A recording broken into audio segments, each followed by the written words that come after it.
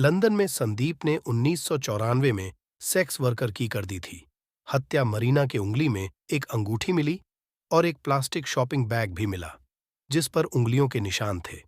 अंगूठी पर चिपके बाल से सुलझी 30 साल पुरानी मर्डर मिस्ट्री।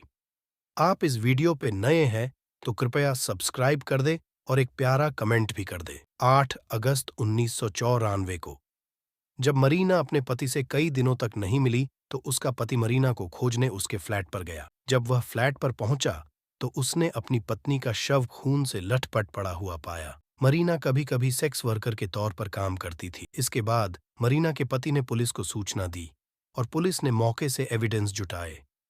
इस दौरान मरीना की उंगली में एक अंगूठी मिली और एक प्लास्टिक शॉपिंग बैग भी मिला जिस पर उंगलियों के निशान थे। अंगूठी पर चिपके बाल से सुलझी 30 साल पुरानी मर्डर मिस्ट्री। 30 साल बाद खुला राज 30 साल पहले शुरू हुई थी।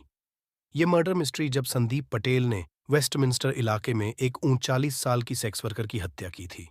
उसने उस पर चाकू से 140 बार हमला किया था, लेकिन उस समय उसका नाम कहीं नहीं आया। उसने 140 बार उस पर चाकू से वार किया था। मरीना कोप्पल की हत्या के मामले में 28 साल तक तो उसका कहीं नाम भी नहीं आया, पर 2022 में उसके नाम मुकदमा दर्ज किया गया और अब कोर्ट ने उसे दोषी ठहराते हुए सजा सुना दी है। लेकिन इसे सुलझाने में 30 साल क्यों लग गए? मरीना सेक्स वर्कर के तौर पर काम करती थी। जब मरीना की हत्या हुई थी तब वो 39 साल की थीं। वह ज्यादातर अपने फ्लैट में ही रहती और काम करती थी। वह वीकेंड्स अपने पति के साथ नॉर्थम्प्टन में समय बिताती थीं। मरीना कभी कभी सेक्स वर्कर के तौर पर काम करती थी, लेकिन पति पत्नी के बीच किसी तरह का कोई विवाद नहीं था। मरीना कोलंबिया में काम करती थी और अपनी मां को पैसे भेजती थी, जहां उसके 2 बच्चे रहते थे। पति को फ्लैट पर मिली थी लाश 8 अगस्त 1994 को। जब मरीना कई दिनों तक अपने पति से नहीं मिली तो उसका पति मरीना को ढूंढने उसके फ्लैट पर गया। जब वह फ्लैट पर पहुंचा तो देखा कि उसकी पत्नी का शव खून से लटपट पड़ा हुआ है। इसके बाद मरीना के पति ने पुलिस को सूचना दी और पुलिस ने मौके से सबूत जुटाए। इस दौरान मरीना की उंगली पर एक अंगूठी मिली और एक प्लास्टिक शॉपिंग बैग भी मिला जिस पर उंगलियों के निशान थे। कोप्पल की एक अंगूठी पर एक बाल फंसा हुआ था। यह अंगूठी हत्या वाली जगह से ही बरामद हुई थी। जब इस बाल का डीएनए मैच कराया गया तो संदीप पटेल के बारे में जानकारी मिली। जांच अधिकारियों ने बताया कि घटनास्थल पर मिले पैरों के निशान भी पटेल के ही हैं।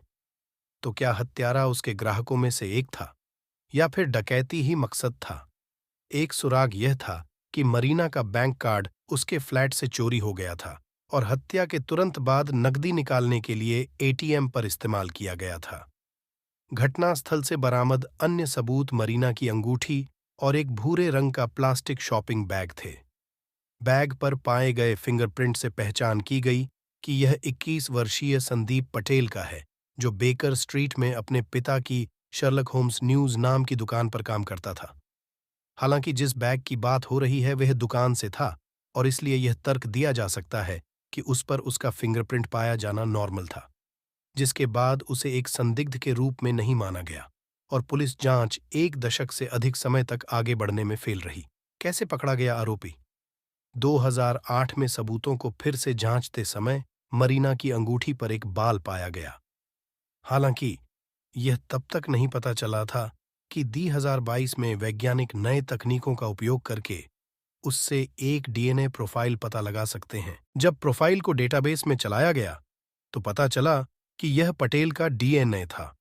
वह 2013 में अपनी गर्लफ्रेंड को मुक्का मारने के आरोप में जेल गया था और उनके पास उसके डीएनए का एक नमूना था जो डेटाबेस में मेल खाता था। पुलिस विभाग के operational forensic manager Dan Chester ने कहा कि मरीना की हत्या के रहस्य को सुलझाने के लिए अधिकारियों ने बहुत मेहनत की।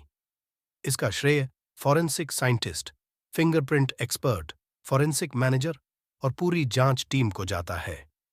दरअसल मरीना फुल टाइम मसाज का काम करती थी, हालांकि वह एक पार्ट टाइम सेक्स वर्कर भी थी। पटेल एक अन्य मामले में भी आरोपी थे। उस मामले में उनका डीएनए रिकॉर्ड दर्ज किया गया था। इसके बाद 2022 में उसे गिरफ्तार कर लिया गया। हत्या के बाद मरीना का एटीएम कार्ड पटेल के घर के पास मिला था। पिछले साल ही पुलिस ने पटेल के पैरों के निशानों का मरीना के कमरे से मिले पैरों के निशानों से मैच करवाया था। 2005 में मरीना के पति की भी मौत हो गई। पटेल ने हत्या से इनकार किया था, लेकिन अपने बचाव में सबूत भी न दे पाया था। ओल्ड बेली जूरी ने 3 घंटे और 10 मिनट तक विचार विमर्श के बाद उसे दोषी पाया। ऐसी ही और सच्ची कहानियां देखने के लिए इस चैनल को सब्सक्राइब कर दे और पास में रखे हुए बेल आइकॉन को ऑन कर दे। धन्यवाद।